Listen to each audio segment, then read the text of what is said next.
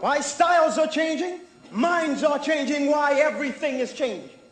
So you and I must consider that we're living in very, very changing times. And what might be true today may not be true tomorrow. And without any further ado, I present to you Brother Minister Malcolm. And I pray that you and I will listen, hear, and understand. Thank you.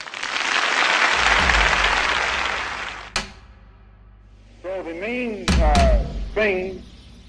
my main theme while I was traveling with our brothers abroad on the African continent was to try and impress upon them that 22 million of our people here in America who consider ourselves inseparably linked with them, that our origin is the same and our destiny is the same. We're kept apart now far too long. This doesn't mean that we're getting ready to pack up our bags and take a boat back to Africa. This was not the impression that I was trying to give, because this is not true. You don't find any large number of our people packing up their bags going back to Africa. That's not necessary. But what is necessary, we have to go back mentally, we have to go back culturally, we have to go back spiritually and philosophically and psychologically. And when we go back in that sense, then this spiritual bond that is created makes us inseparable. And they can see that our problem is their problem and their problem is our problem. Our problem is not solved until theirs is solved. Theirs is not solved until ours is solved. And when we can develop that kind of relationship, that then means that we will help them solve their problem, and we want them to help us solve our problem. And by both of us working together, we'll get a solution to that problem. But we will only get that problem solved working together. And this was the essence of every discussion. That the problems are one, that the destiny is the same. Miaka, Mia Moja, Ya Malcolm. In this centennial celebration of our great ancestor, let's continue to build and expand upon his vision that he laid for us. The Pan Africanist, the internationalist, the freedom fighter, the religious leader that touched so many generations after him. The strategist, the mobilizer, the organizer, the unifier, who laid the blueprint for us to win. 100 years of Malcolm, who gave his life to help set his people free. 100 years of Malcolm, who still inspires and moves generations today that will fight and bring all forms of oppression to his knees. 100 years of Malcolm, still our living black manhood to this day. 100 years of his legacy, whose generation after generation has his warrior-like spirit to guide them along the way. By the way, I want to tell you, I was in Paris Monday night before Allianz Diop group, Présence Africaine. And our people in Paris, which many of them there from here, as well as many of them there from the African continent, are organizing, and they too are just as concerned with what's going on over here as you and I are. And you and I have to link up with our people who are in Paris. We have to link up, when I say our people, you know us. We have to link up with our people who are in London, in England. We got a whole lot of them over there, brother. I saw them. We got to link up with our people who are in the Caribbean, in the Trinidad, in the Jamaica, in all the islands. And we got to link up with our people who are in Central America and South America. Everywhere you see someone who looks like us, we got to get together. And once we get together, brother, we can get some action, because we'll find we are not the underdog. All those odds this man's talking about don't exist. He put them in our mind. Right or wrong? Very good. Malcolm represents the grassroots in addressing the issues of our community from the ground up, to minimize the bourgeoisie class for speaking and representing us when it matters the most. His many enemies combated in every way to do all they could to halt his cause. They tried to pause. But this only made him a martyr, our guidepost to achieve our higher causes. To truly liberate ourselves spiritually, mentally, and physically. To return to our roots politically, socially, and economically. He remained steadfast in eyeing a strong Africa to help lead the way, because he knew and believed deep down that the global community needed this ideal to survive the future days. History is best qualified to reward all research, is what he told. Malcolm taught us how to adapt to new ideals as long as we benefit from it as a whole. His legacy and path he laid sparked so many brains that started movements in the politics, education, and the arts.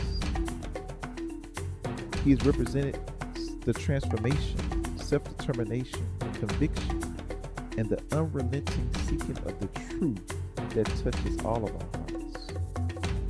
His great ability to help lay the foundation and make it plain in such a complex world.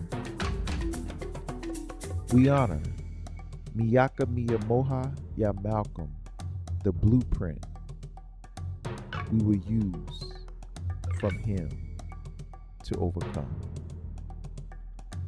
Thank you, Malcolm. Soon as we established our religious authenticity with the Muslim world, we set up the Organization of Afro-American Unity and took immediate steps to make certain that we would be in direct contact with our African brothers on the African continent. So the first step that has been taken, brothers and sisters, since Garvey died, to actually establish contact between the 22 million Black Americans with our brothers and sisters back home was done by two organizations.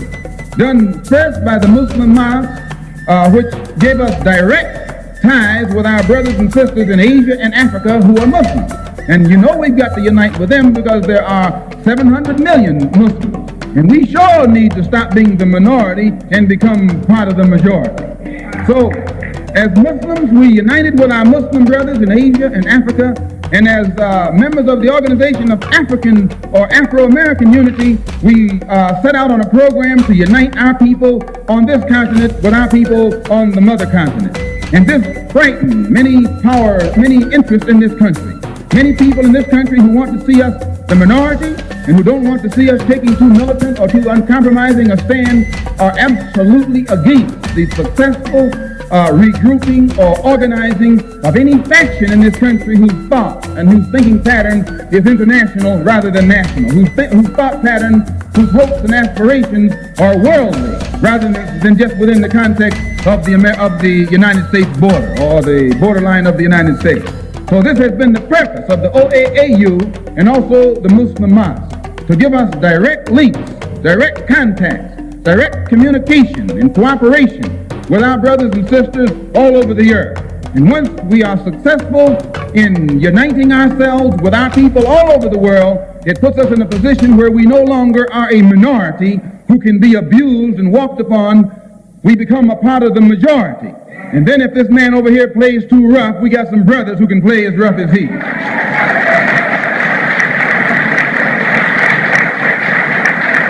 Thank you very much, ladies and gentlemen. Our next song was written for us by my little girl, who's not so little anymore. She's named Bongi. She wrote the song about a great man. I say a great man because it was a black man who fought for liberation, for the liberation of black people. Ladies and gentlemen, Malcolm X.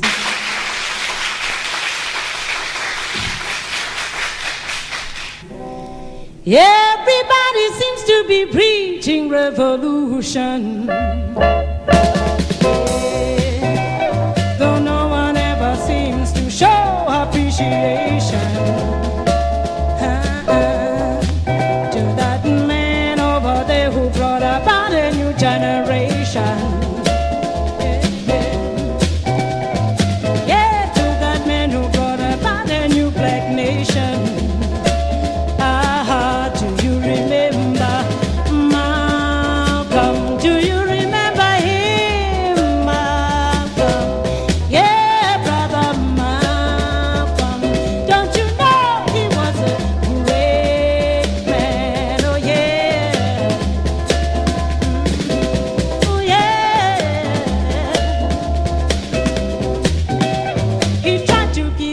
people away from oppression. I said from day to day, Malcolm live for liberation. Yeah, yeah. Until that man with a gun took away his devotion.